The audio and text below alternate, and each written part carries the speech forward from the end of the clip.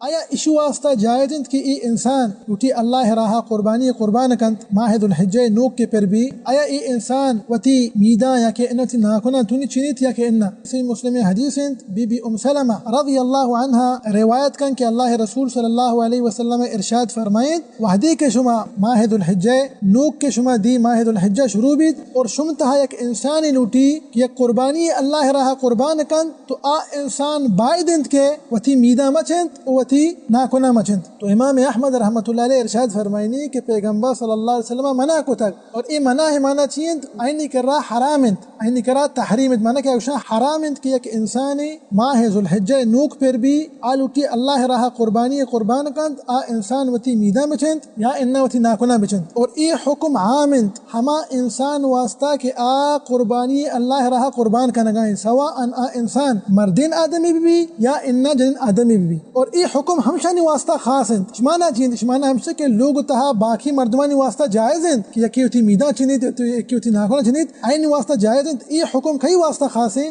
ہما انسان کے قربانی اللہ راہ قربان کن ای حکم ہمائی واسطہ خاص ہیں.